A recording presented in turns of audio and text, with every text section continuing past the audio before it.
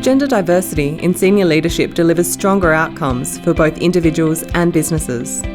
Achieving gender equality in the workplace supports economic growth and has the potential to change current attitudes about gender. The Australian Government is committed to seeing more women in leadership positions across the public and private sectors. The Women in Leadership Roundtable brought together leaders in Australian business to workshop how to achieve gender diversity in the workplace. You are the leaders when it comes to gender diversity in your workplaces, and that is why I was so keen to have this roundtable feature into the women's participation agenda. It is very much about partnerships. We have a number of partnerships represented around this table, but government obviously sets a framework in which you all get to operate. We don't create jobs, you create jobs, and we at all times need to ensure that what we are doing does not impact on you in a negative way. Government, in so many ways, has led the pace on important changes, Indigenous participation, participation of people with disability.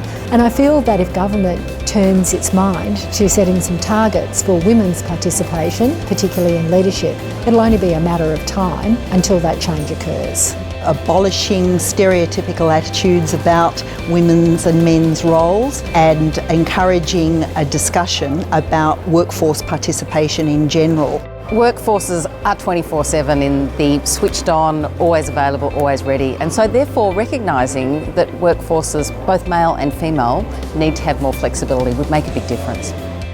We've learned to take some very tangible and quite disruptive steps to change the way the company works. So today at the round table here we talked about how the male champions are asking suppliers to the companies for their diversity targets and policies. If you have gender balanced leadership teams, not only are different skills brought by the men and the women, but diverse groups work with different processes. They actually use a different way to get to the better outcome. We insist absolutely that management appointments are based on a balanced shortlist of candidates and nothing else will do.